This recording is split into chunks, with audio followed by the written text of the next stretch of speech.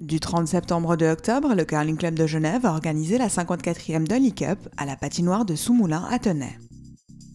La manifestation qui se tient habituellement au Vernet a dû déménager cette année en raison de transformation de la patinoire. Au mois de mai, on a appris qu'on ne pouvait plus jouer au Vernet. À ce moment-là, ça nous a obligés de prendre des décisions assez rapidement et on a dû changer la date. Alors malheureusement, avec ce changement de date, qui est maintenant tout juste au début de la saison, il y a beaucoup de gens qui ont eu des engagements ailleurs. Alors ça fait une diminution des équipes malheureusement. La Dolly Cup est l'une des plus importantes compétitions de curling en Suisse. Cette année, elle a réuni durant 3 jours 28 équipes du monde entier. Son coup d'envoi a été donné vendredi 30 septembre.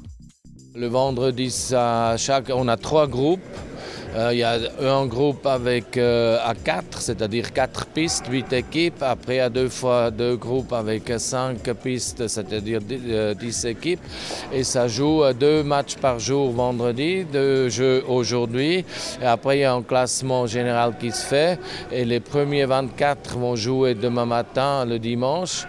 Et là, on fait encore une fois un classement général. Et à 13h30, il y a les finales. Et les finales, c'est les premiers 8 qui jouent pour la Dolly Cup et les 4 qui jouent pour la Coupe de Genève. La Coupe de Genève est l'autre grande compétition de curling créée il y a de cela 30 ans. Elle se déroule en même temps et au même endroit que la Dolly Cup. On peut presque dire qu'il y a 2 compétitions, si on veut. La Dolly Cup pour les mieux classés et derrière encore la Coupe de Genève. Dimanche, la Dolly Cup a donc été remportée par l'équipe française de Chamonix. Le tournoi est toujours autant apprécié, tant par la qualité des sportifs qui y participent que par la convivialité de la rencontre. C'est déjà un tournoi amical, c'est-à-dire l'esprit du curling, l'amitié, de se rencontrer, d'avoir du plaisir de jouer, de faire la promotion pour le curling tout court. Et en plus, c'est clair que l'enjeu, elle est de faire connaître aussi le curling. Et je pense qu'ici autour, dans un environnement maintenant à Soumoulin, ça peut susciter des gens qui font d'autres sports, qui sont peut-être curieux pour venir regarder un petit peu et découvrir un jeu qu'on appelle un peu le jeu de l'échec. La 55e édition de Miss Dolly, comme certains aiment à l'appeler, se déroulera également à Tenay.